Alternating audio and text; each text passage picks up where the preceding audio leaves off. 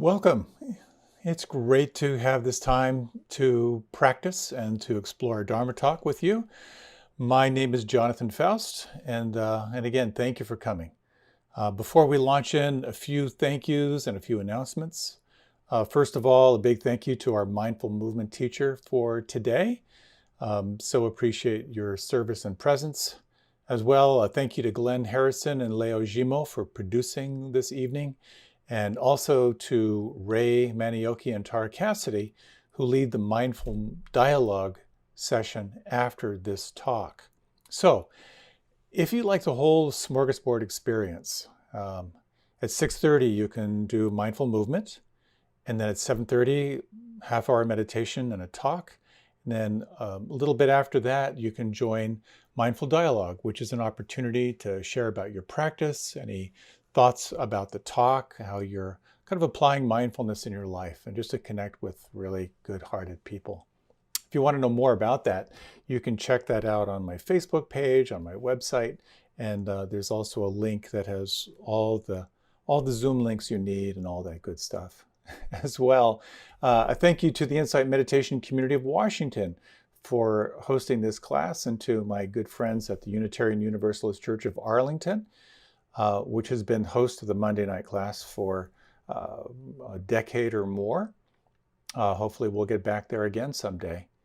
If you'd like to be on the mailing list, please feel free to go to my website. There's a little update about this class. There's also a monthly newsletter that goes out and so forth. Also, just to let you know, to remind you that this is all offered in the spirit of generosity. The mindful movement teacher, Ray and Tara afterward, myself, we offer this because we love it. Our lives have transformed through these practices. So they're offered freely, particularly offered in such a way that no one who's interested will ever be denied access. And what fuels this whole thing is your support. So if you feel inspired to offer some support, please feel free to go to my website, PayPal, Venmo. The whole thing is right there. And finally, just to let you know that in a few weeks, I'm going to be offering a day-long retreat. It's called No I and Mine. It's an experiential inquiry into the teachings of not self. Grasping this whole idea of not self is not done through the linear rational mind. It's really done experientially. And if you're curious about this, an experiential inquiry into this, please check it out. It'd be great to spend the day with you on that Saturday. And finally, it's just great to share these practices and to share these teachings with you. So thank you for being here. With that, we are going to launch into our meditation. So you may want to make sure that you won't be disturbed for this next period of time. You can put your cell phone on stun. Make sure you've closed the door.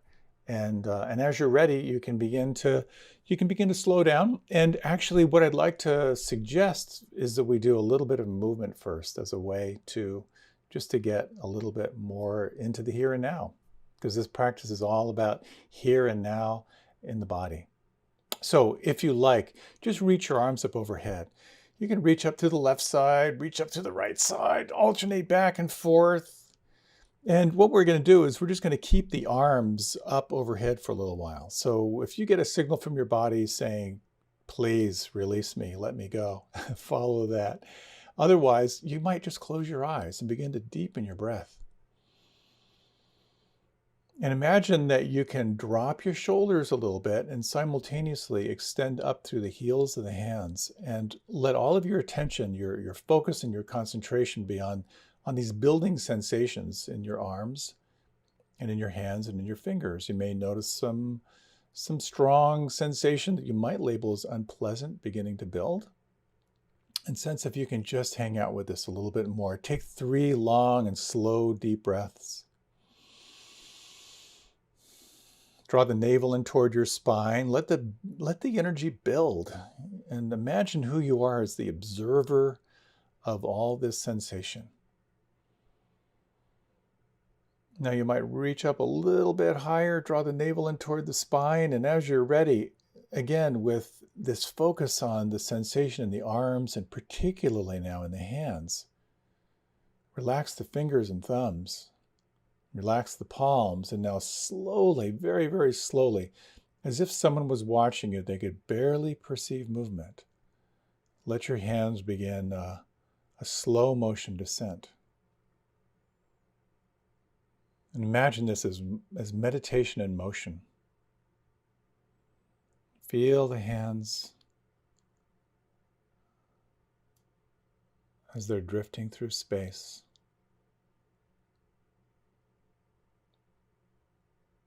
Relaxed and at the same time alert.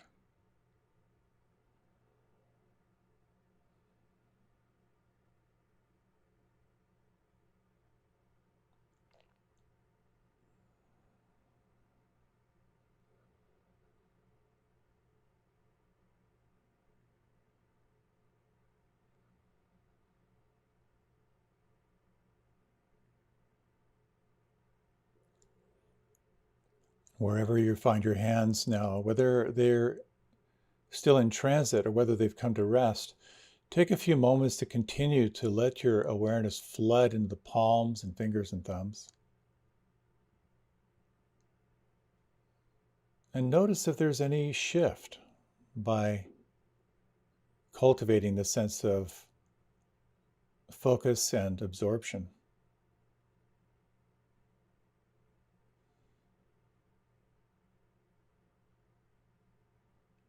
And now deepening the sense of here and now, awake to the senses, imagine your forehead smooth.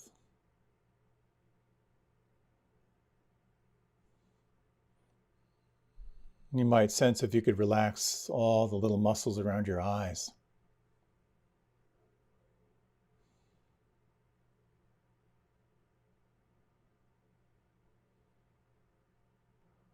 And then in your own time, scanning through all the muscles of the face and just sensing if it's possible to let all expression begin to melt away.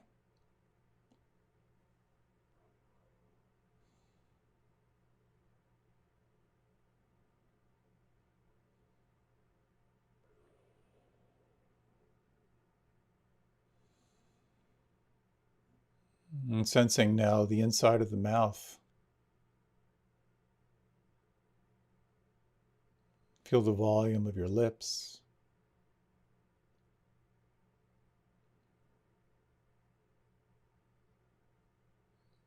And noting if it's possible to relax the root of your tongue down into your throat.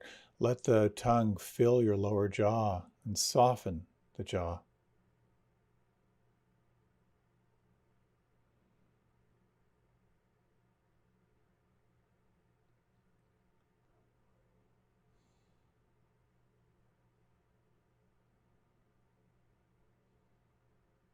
And hold your attention, if you wish, here at the base of the skull. And just notice, could you soften and just simply feel what's happening right here, right along the occipital ridge.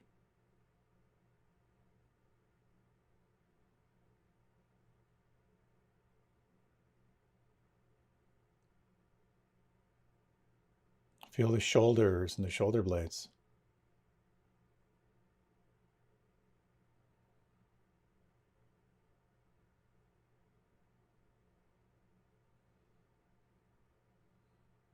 And you might now feel or imagine your arms heavy, like heavy drapes hanging from the shoulders, sensing down through the elbows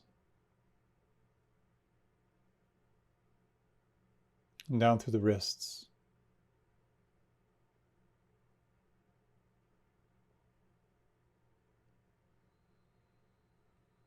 Feel the backs of the hands.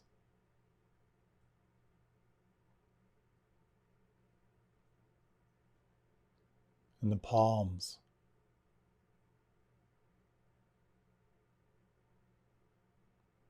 The thumbs.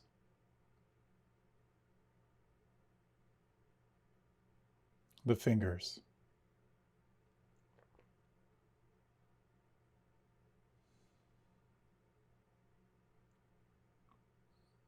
And sensing the space inside your throat.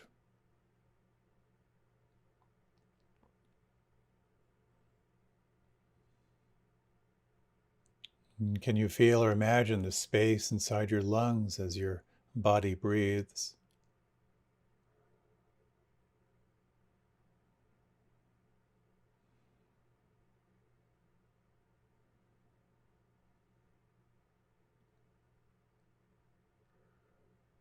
And letting your attention now move down deep into the abdomen, and notice if it's possible to soften the belly and the lower abdomen. Noticing perhaps how the more you soften, the more you feel. And just track how subtly you can feel the breath moving down deep in the core inside.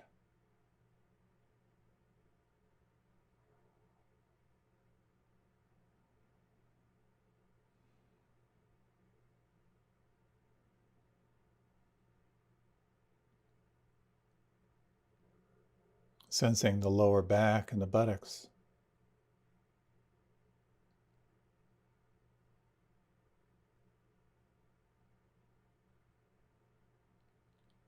The floor of the pelvis.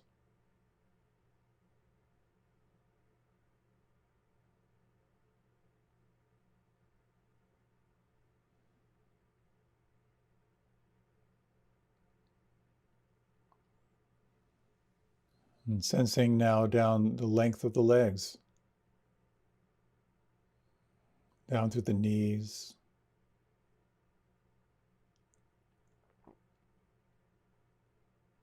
and down through the ankles.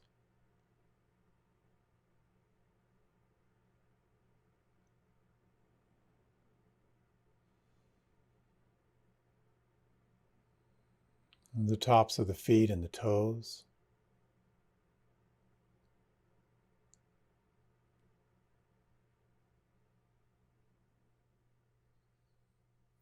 And the soles of the feet and the heels.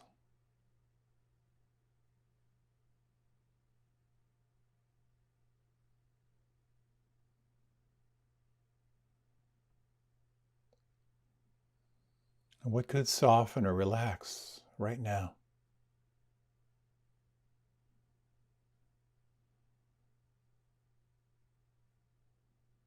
Noting this simultaneity of deep relaxation and alertness.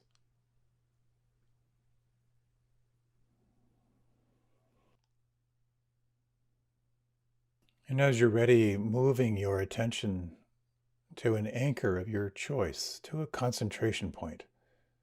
Perhaps the movement of the breath on the inside at the belly or the nostrils. Perhaps to the sounds around you as they're happening, the real-time sound vibrations.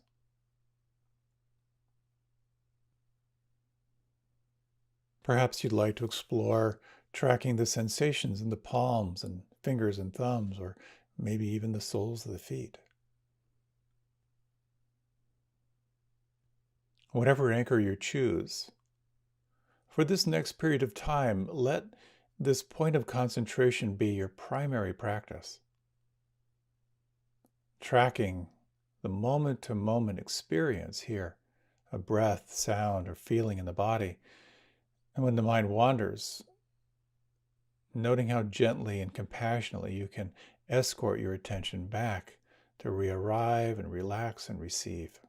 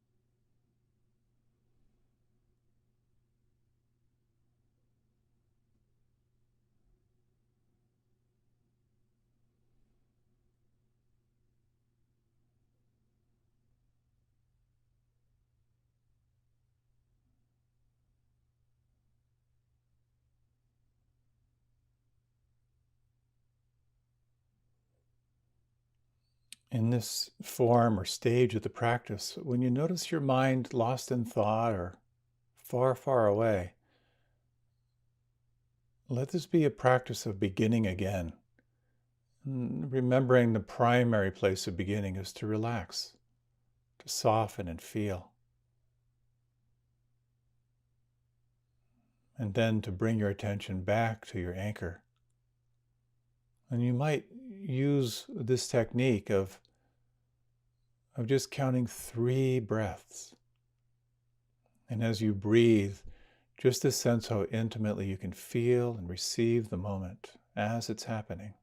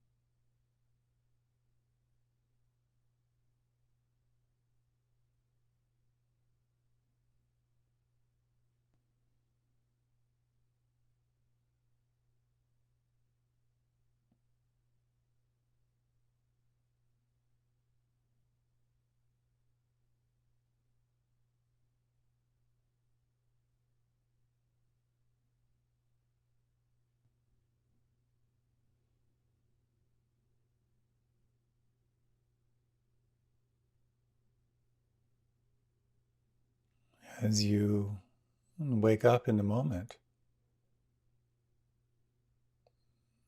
again, invite your attention back to relax and feel and arrive.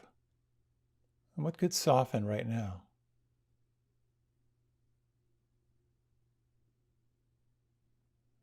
You might again sense this anchor, this point of concentration from the inside.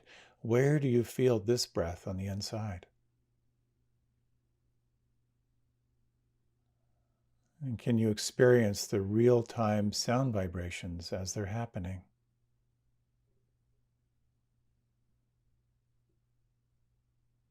And if you sense from the inside, the palms and fingers and thumbs, or the soles of the feet and the heels, how subtly can you feel right now?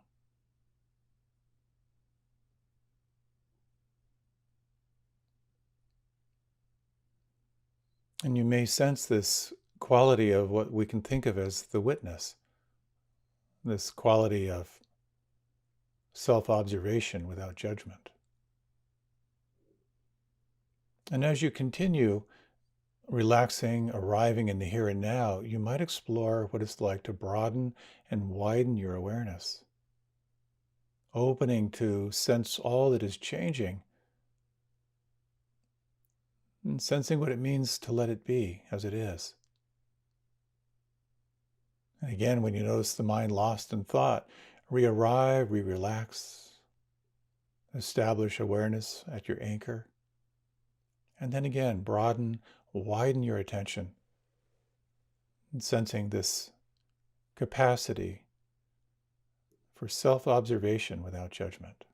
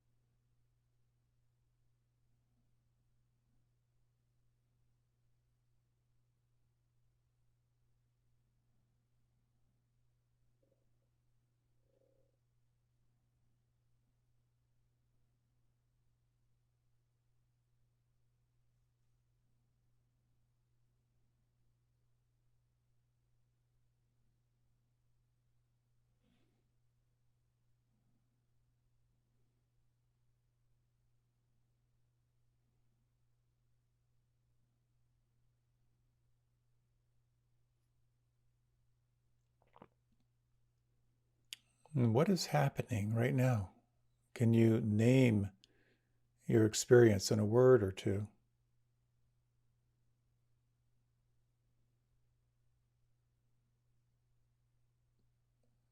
And can you let it be?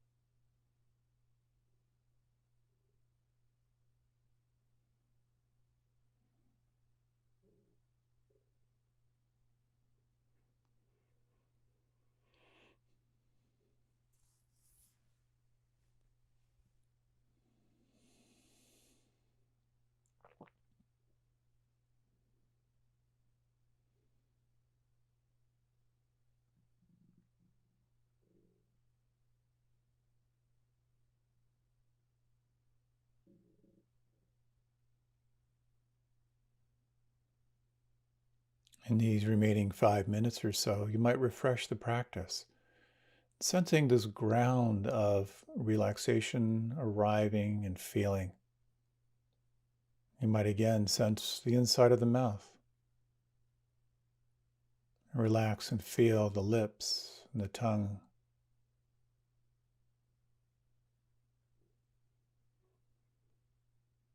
Could you soften and feel the belly, the movement of breath?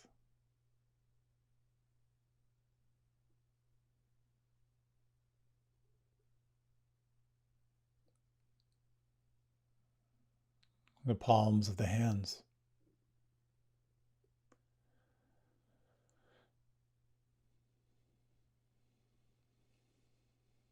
And the soles of the feet and the heels.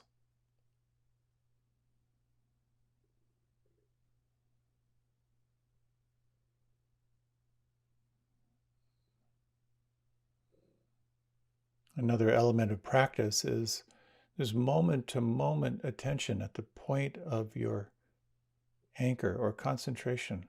And you might, for the next 3 breaths, sense how intimately you can blend relaxation and one-pointed attention.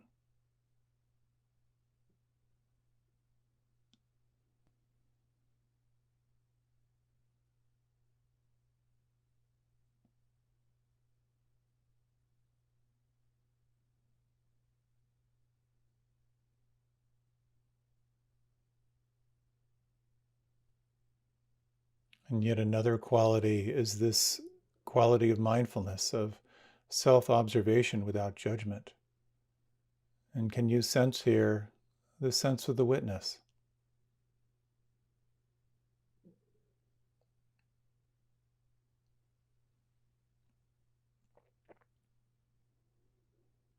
And yet another quality is letting be. And if it feels right for you, you might soften all the practices of doing and relax and open to inquire into what it means to let things be as they are.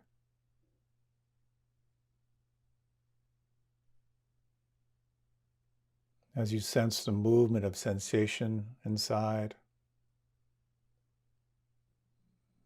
as you sense the movement of mind,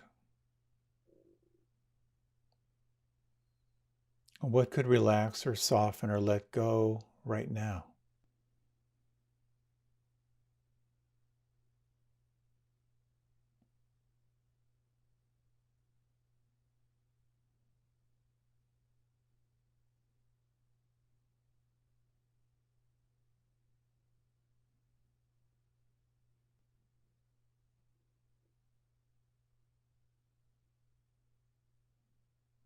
What could relax or soften or let go even more right now?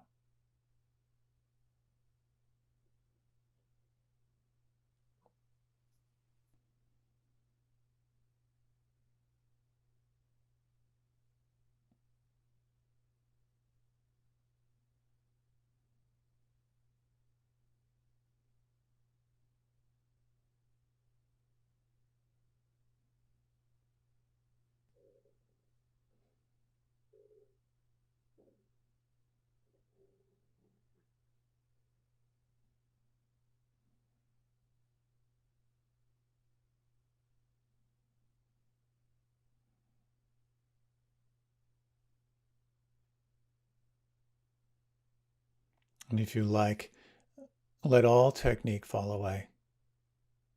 Just relax, feel, and let all things be as they are.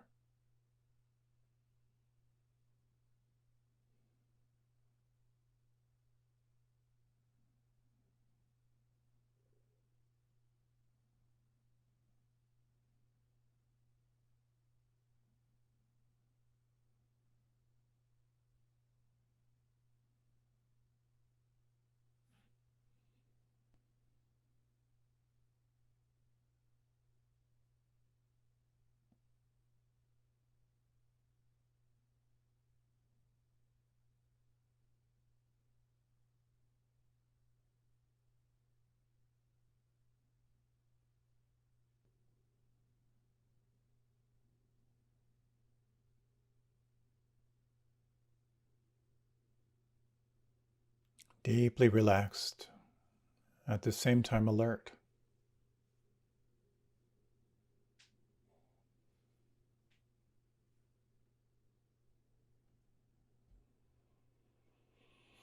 And if you like, you might now lengthen and deepen the inhalation just a little bit and sense where you feel the breath on the inside.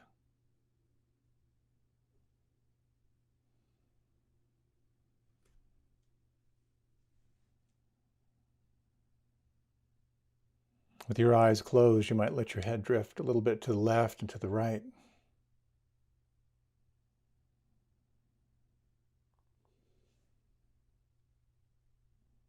And as part of your meditation, just sense how your body might like to move or stretch right now.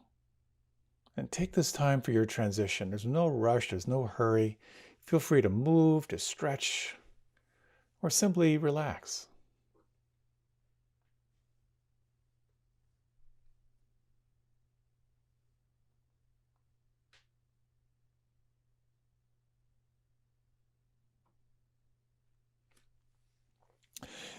You might like to reach your arms up overhead, let out any sounds.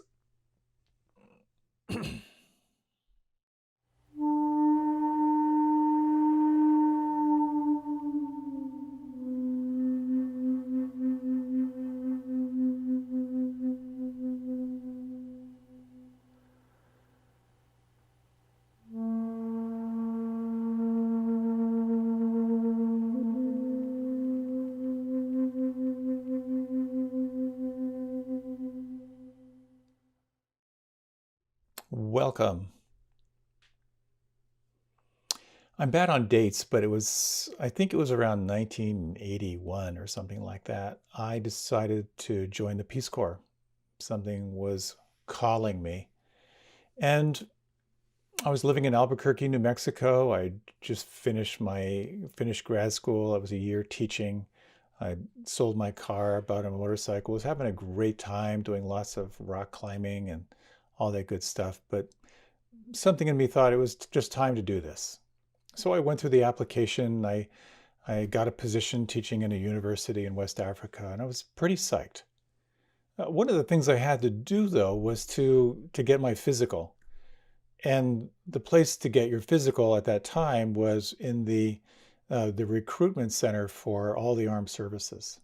And so I showed up at my appointed time, and there were maybe about 20 all young men. Um, and as we were sort of marching through the entrance, you had to call out what branch you were going into. And so as we're walking through, I could hear the guys in front of me, Marine Corps, Army, Navy, Marine Corps, Marine Corps, Navy, Army, Peace Corps. and, when, and when I said Peace Corps, everyone kind of, the guy clicked, checking things off, kind of looked at me out of the corner of his eyes. And a number of guys were like, what the heck is that? And so I had a very interesting morning talking with all these kind of younger guys who were going into all these different services. And a lot of them were like, what the heck is Peace Corps? And so we had this whole conversation and it was so interesting because as we're going through, they had the drug tests. So there was a guy there saying, take a cup and fill it up, take a cup and fill it up, take a cup and fill it up, as we were kind of like marching through. And we filled our cups and turned them in. And at one point, we were all in our underwear and we were in a big circle. And then I don't know who it was said, everyone turn around, drop your shorts to your ankles, put your knees on your put your elbows on your knees. And they turned out the lights and the guy came around doing whatever he had to inspect. But I remember as I was kind of bent over with my elbows on my knees, having a conversation with a guy to my left and right, asking them, where they were going and what they were going to do, and them asking me about Peace Corps. And one guy saying, God, I wish I'd known about Peace Corps. What was so interesting was, as I was talking with these guys, there is a point to this. So many of these guys were just saying, like, I said, well, why are you joining now? And a lot of them just said, like, I need this. I need discipline. I don't have any focus. I know this is going to be really, really good for me. And I thought, how interesting, because I was called in some way, to Peace Corps and service and what I thought it would be. And each of these guys was also called to really take action, to commit a number of years of their life. So I'd like to talk a little bit tonight about when to step up in life and when to step back.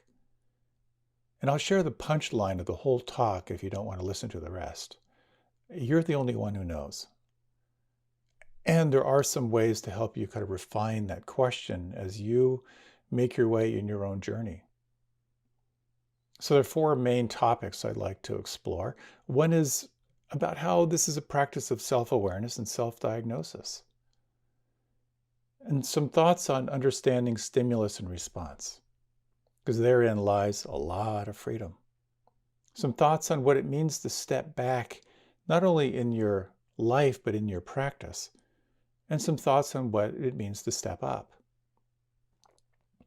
So, I had an interesting conversation in a group recently about spiritual practices and how to support a spiritual practice that's could cultivate more wisdom and more compassion. Someone in the group was sharing about the power of concentration practices you'd read about, concentration practices, the jhanas, the deeper access states, and he thought, what, this is what I need. And so he kind of made a rigorous schedule for himself to do these really, really focused concentration practices. And he kind of gave himself to it. And after a while, at first, he had some real interesting experiences, but after a while, he started really struggling, trying to maintain concentration. And he said, I don't know what to do. Do I push harder? Or is this a technique that's really not for me? He was saying, is there something I'm not in touch with yet? Or have I come to the end of the road on this particular technique? Of course, I couldn't tell him, or I wasn't willing to tell him, because some traditions are happy to tell you whatever you should practice at any given time. But I keep coming back to the allegory of the Buddha. When the Buddha first had his call for awakening, he set off and he studied with local teachers. And as the story goes, he tried lots of different techniques. In the beginning, the practices were all about austerity and self-denial. And eventually he came to realize that these practices of very intense austerity and self-denial, that they weren't really helping him.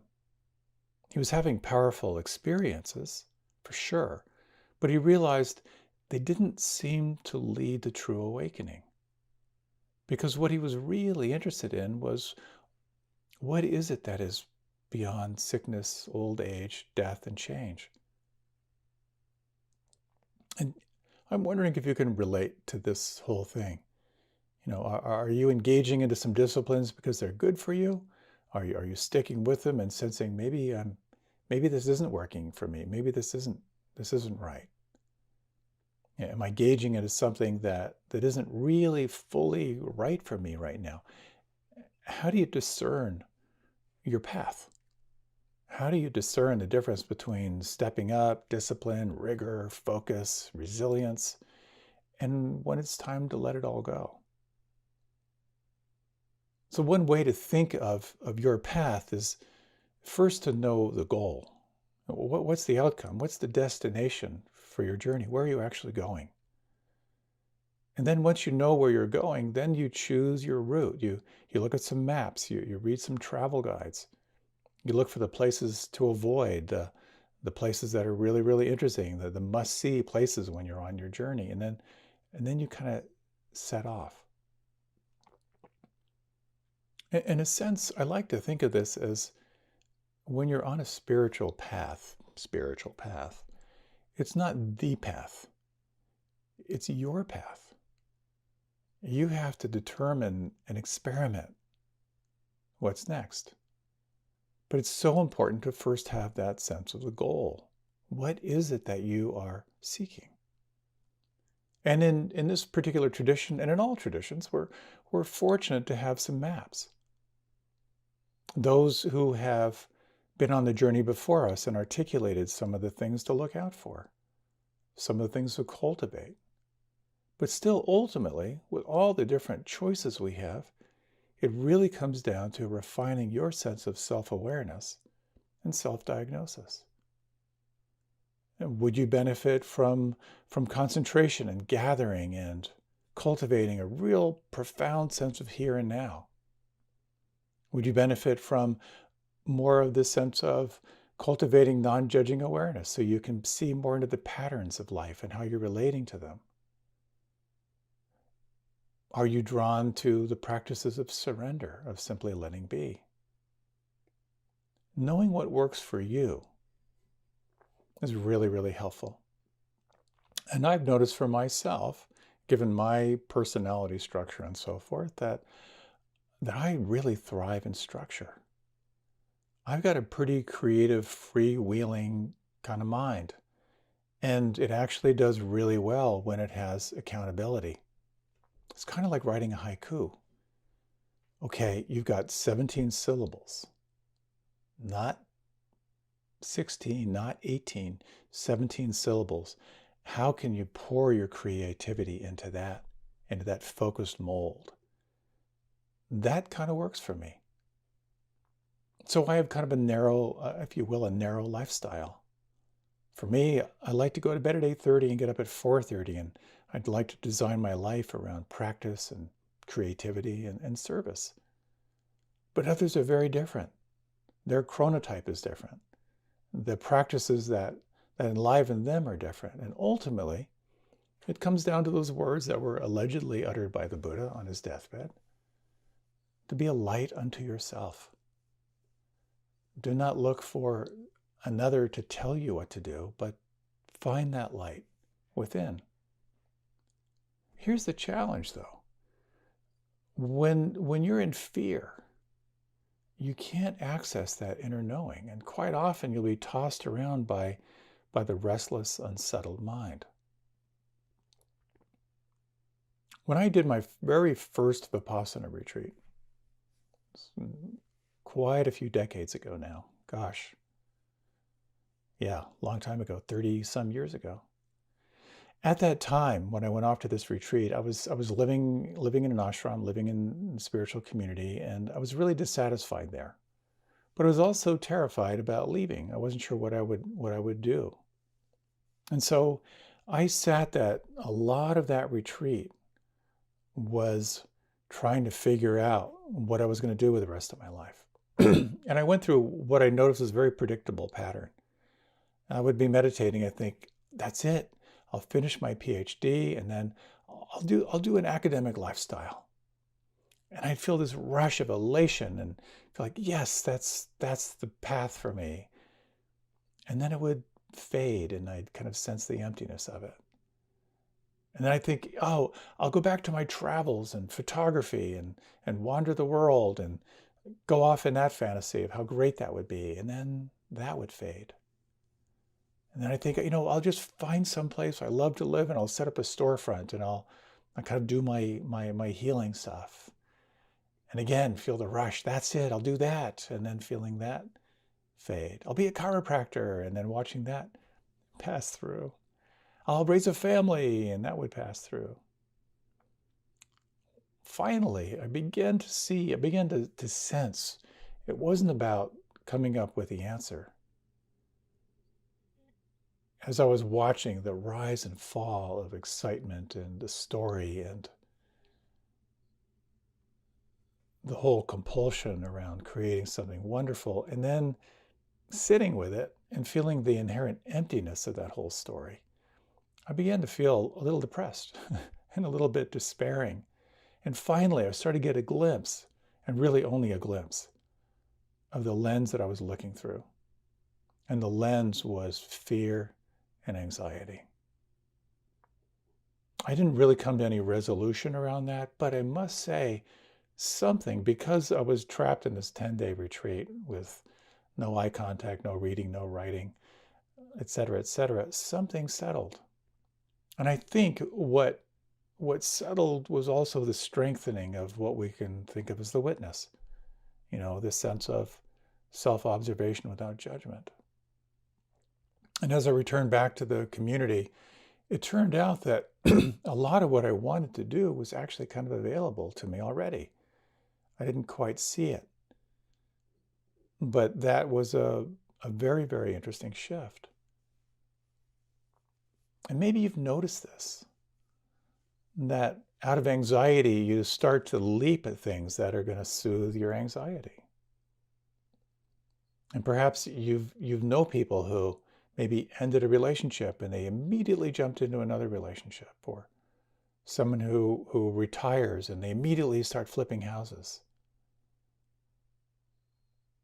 There was a time when I was transitioning from a kind of a big job into I wasn't sure yet, and shared with a mentor of mine and told him I was letting go of this job. And the first thing he said, and he knew me well, he said, "That's fantastic, but now I want to see if you have the cojones not to grab the first shiny thing that comes your way."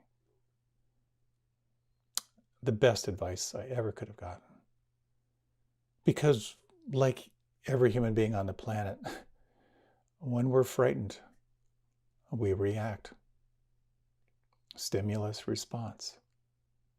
Mindfulness is about opening up that stimulus response. It's the willingness to kind of hang out between the trapeze bars and to really ask yourself, this next trapeze bar coming my way, is this really my trapeze bar?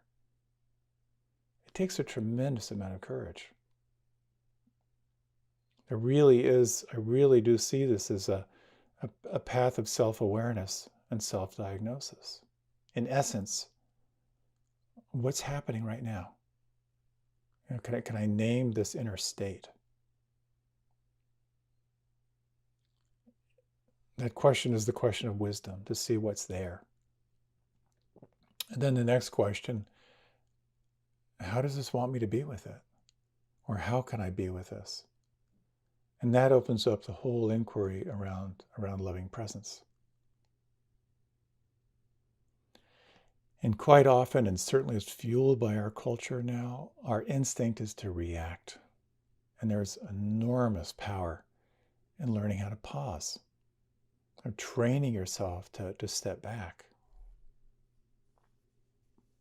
When I'm in the occasional dispute with my lovely wife, there's something that she says that can bring up a sense of inner dread in me. And they're these words: let's slow this down a little bit. There's always this sense of like, oh no, can't I just be right for a little bit longer? The slowing down is not easy. You may know that acronym of WAIT, W-A-I-T. Why am I talking? Slowing down. Training ourselves to pause. And it's very easy to think of meditation and even mindfulness as a path of self-improvement. You meditate and you'll think clearer. Meditate, you'll be more physically balanced and you'll live from a place of greater homeostasis inside. Or meditate and your intuition will become more refined. there's this inevitable sense of taking this practice as a practice of doing, as kind of a practice of self-improvement. And there's certainly nothing wrong with that. And absolutely, there really is this sense of self-improvement, at least certainly in my life, and those who I have explored with, that there's some great benefit in really giving yourself this discipline of learning how to come into the present moment, learning how to establish this sense of non-judging awareness and exploring what it means to let things be. However, what can happen sometimes is we meditate to change our state. I'm certainly aware of this for myself, that I know that if I meditate in the morning, I'm going to feel a little more clearer, I'm going to be a little more successful, and that's going to kind of move me forward in life. But then what is the purpose of meditation ultimately? Is it about self-improvement? Is it about being able to do better, more skillfully? Or is it about being fully awake to reality? I don't think they're mutually exclusive, but I do think there is that sense of I'm meditating because it's good for me. But it points toward this sense of what it means to really just simply be awareness itself. To let go of, to truly let go of effort and allow yourself to experience what it means to be in that space of awareness itself. It's articulated beautifully in certain traditions. I've always loved the lines from the third Zen patriarch. It is a beautiful, full treatise, but perhaps the most famous lines are that the great way is not difficult for those who have no preferences. When you think of that preferenceless awareness, is open space. So the great way is not difficult for those who have no preferences. It goes on. When love and hate are both absent, everything becomes clear and undisguised. Make the smallest distinction, however, and heaven and earth are set infinitely apart. So it's almost like there's almost this kind of a dichotomy. There's the linear comparing mind that's designed to do and get results. And then there's this other space, the absence of love and hate, the absence of good and bad. And in that state, everything becomes clear and undisguised. This is the path of stepping back.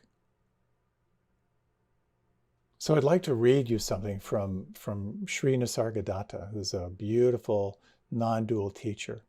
And these are just a few lines that they point in this direction of being and stepping back. If you like, you can close your eyes. And just let these words kind of wash through. And I'll give you a little bit of space between the lines.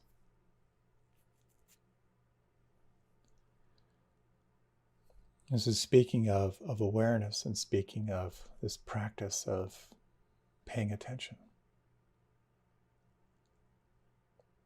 You might take 3 slow, deep breaths.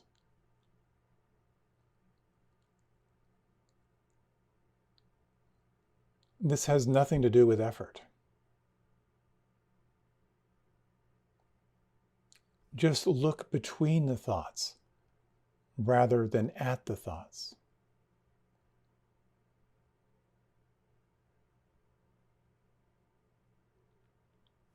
When you happen to walk in a crowd, you do not fight every person you meet. You just find your way between. But when you fight, you invite a fight. But when you do not resist, you meet no resistance. When you refuse to play the game, you are out of it.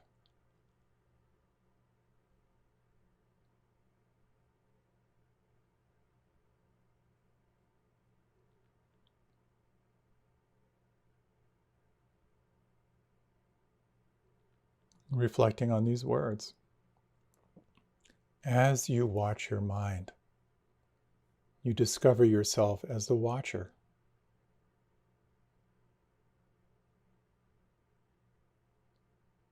When you stand motionless, only watching, you discover yourself as the light behind the watcher.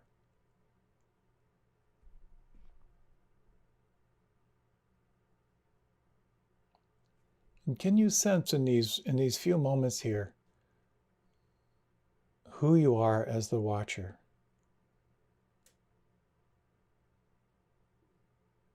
And can you imagine, if just for a moment, who you are as the light behind the watcher?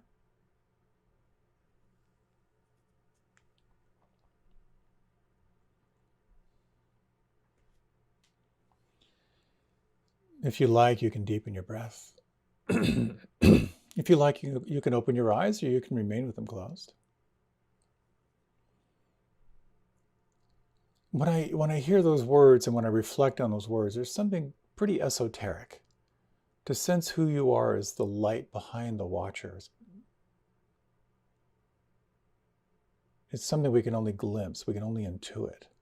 And yet we know there's something there. I was raised a Quaker, and they have the great line, don't just do something, sit there. Like, watch that impulse to act and just sit there. The other analogy that's often used is imagine your mind like a glass of muddy water.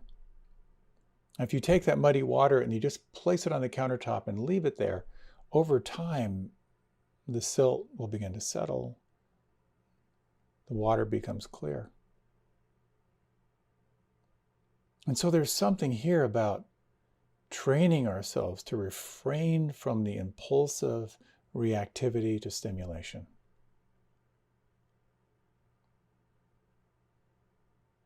It can be a life changer. But it also has some challenges. It's fraught with some challenges here, because if we're not in balance, if you take stepping back to an excess, it can start to look like disassociation or disconnection or indifference or apathy. So while there's tremendous power in stepping back, when do you step up? And how do you step up, not from a place of reactivity, but how can you step up informed by wisdom and compassion or loving presence? And herein lies the dance.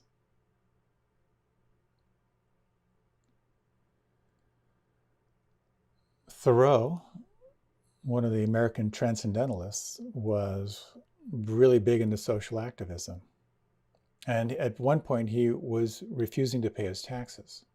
And so he was put in prison. He was visited by Ralph Waldo Emerson, one of his good friends, who was appalled to see Thoreau in prison. And he came to visit Thoreau, and he said, "What are you doing in there?" Thoreau said, "What are you doing out there?"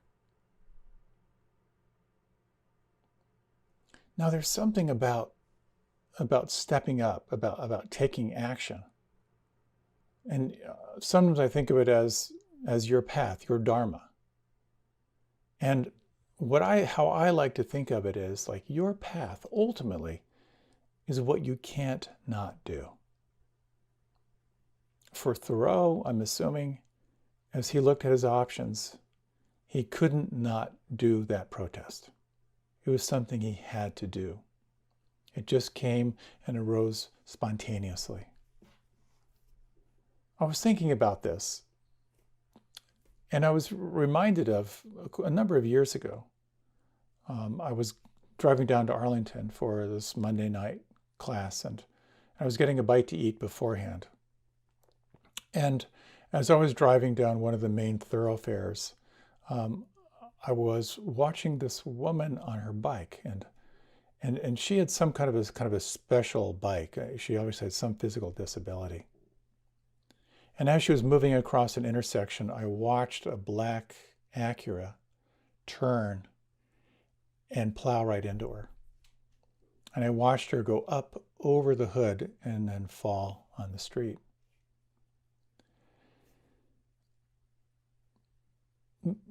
Instinctively, I pulled my car over and I just got out and I ran over to be with her. And she was lying on her back, and it was obvious she was both frantic and also beginning to kind of disassociate a little bit. And I just kneeled down on the pavement. First of all, just make sure she was safe. And then I just talked to her. And I just said, my name is Jonathan. What's your name? You've had quite a spill here, and what I'd like to do is just to kind of support you until they come to check on you. And so I asked her, would you feel more comfortable with your eyes open or your eyes closed? And she said, I'd be more comfortable with my eyes closed. And then I just asked her, I said, I'm just going to tell you what's going on so you know it's happening, but you don't have to deal with it. And then I'm just going to ask you a couple of things with how you're doing, and I asked her some of the questions that are, somewhat trauma related, like, where don't you feel it, and kind of got her anchored and where she felt okay. And I kind of described what was happening. And I was so absorbed, it was just me and her. At one point, I kind of looked up to see if the EMS was there, and I just saw there a bunch of people standing around looking at me going, what is he doing? And then when the EMS came, they were like, who the heck are you? But then eventually I said goodbye. I kind of handed her over to the ambulance folks. And afterward, I was just struck how that was kind of a choiceless choice, that moment, where I could have kept driving. I could have, done any number of things, but in that moment, I really didn't have a choice. I just felt like I needed to go over and make sure she was okay. And part of that was because I'd seen other accidents where people were just hysterical, and the people who were injured weren't really getting attention. And so your path is what you can't not do. And all of us are called to action in different ways. You've got worldly responsibilities. But part of the question is, what is the action that's really informed, not out of fear and not out of anxiety, but what really most calls you? So I'd like to lead just a little reflection, if you're open to it. If you like, you can close your eyes. And you might take 3 slow and full deep breaths.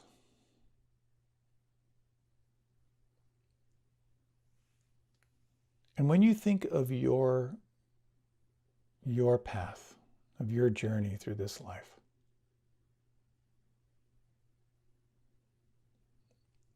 what would you say is most important in your life right now?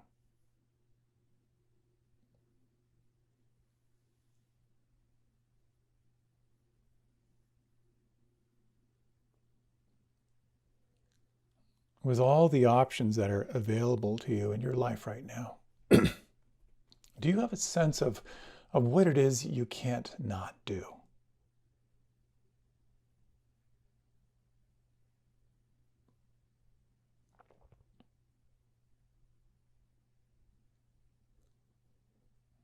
And one more little inquiry.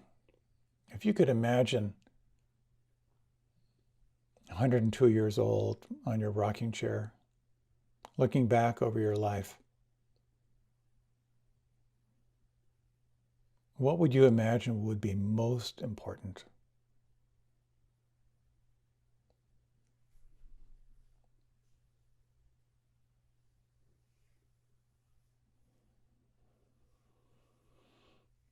If you like, you can deepen your breath. And if you like, you can open your eyes, or again, remain with them closed. There's a great phrase that says, finding your Dharma is your Dharma. Finding your path is your path. I think it's safe to say we live in times of tremendous upheaval now, between all the cultural upheaval, the climate change.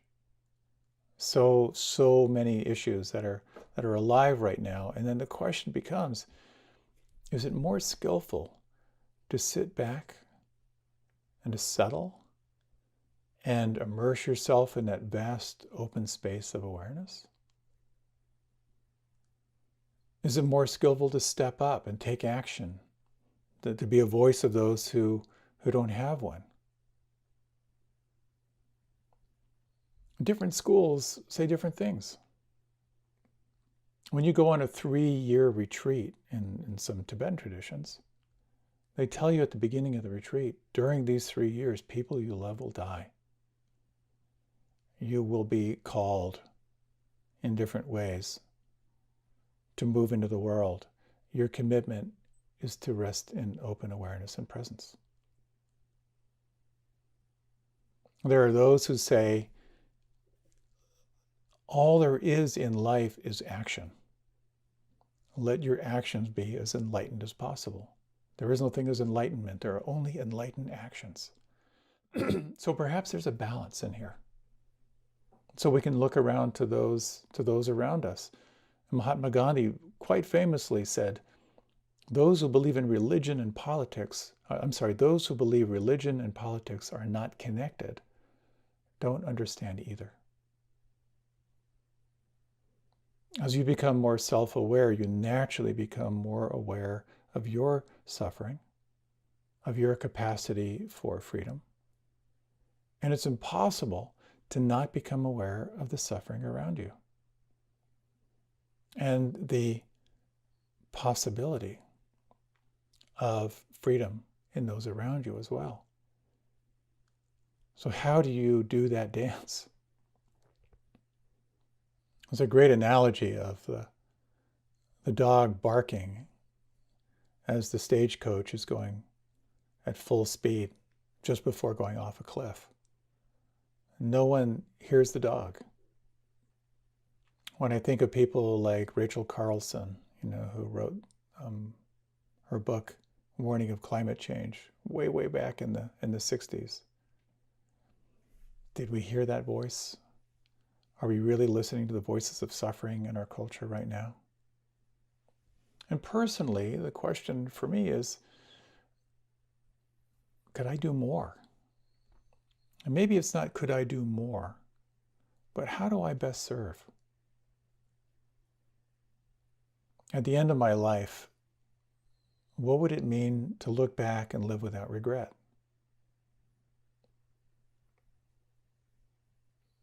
When I think of the authoritarian regimes throughout history, how many well-meaning people did not take action out of fear?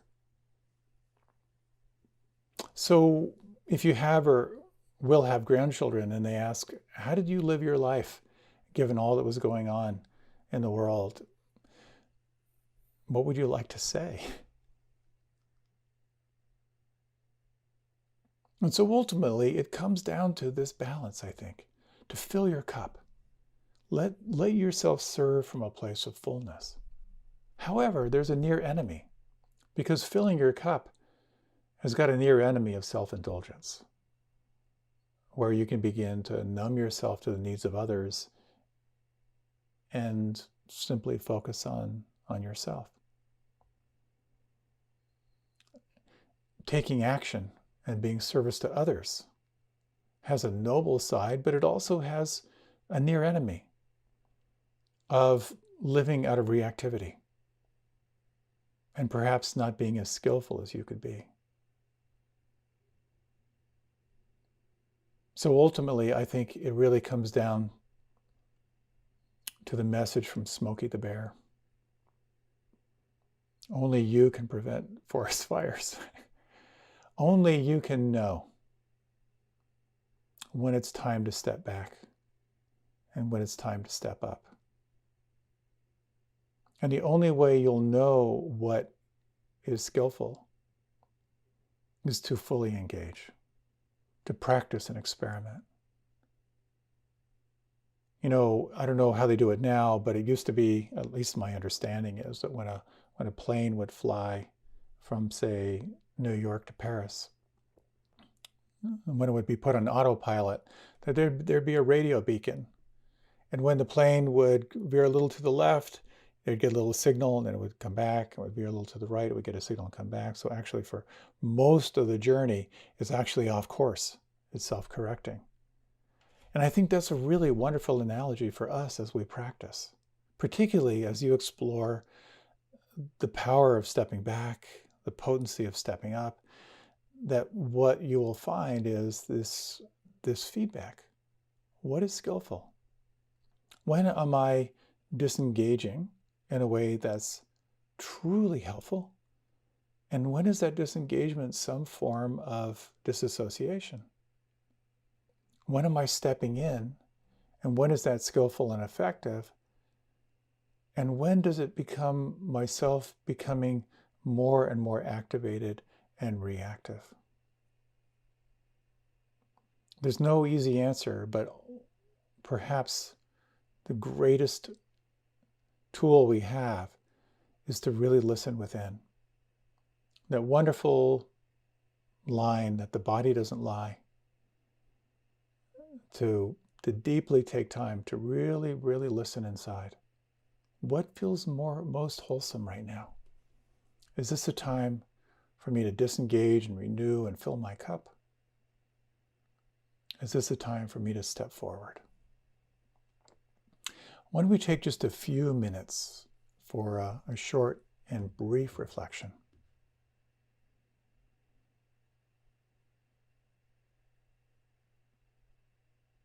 You might take 3 slow and full deep breaths right now.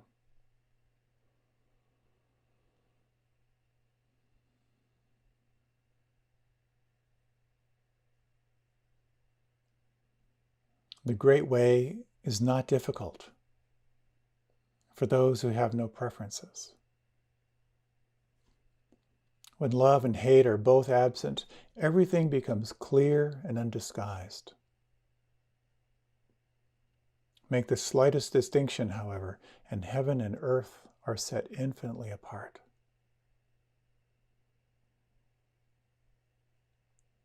And you might, in these moments, take a moment to soften and relax and feel.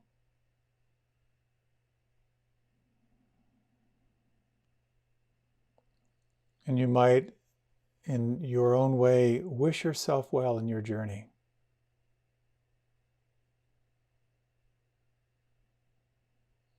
May you be guided by wisdom and by loving presence.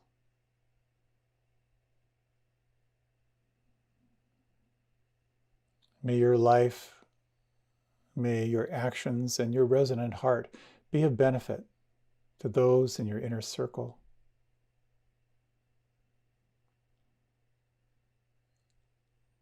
To those you work with and serve. And to all beings in all directions without discrimination.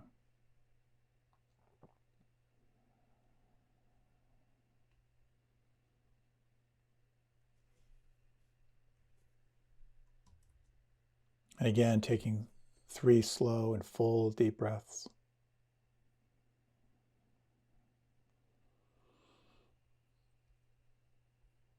As you're ready, you can deepen the breath. And you can let your eyes open. Thank you so much for taking the time for practice tonight. I hope this is helpful in some way. May your pauses be deeply refreshing and renewing. May your actions feel wholesome and move you toward what is most important in your life. Thank you so much, and many, many blessings.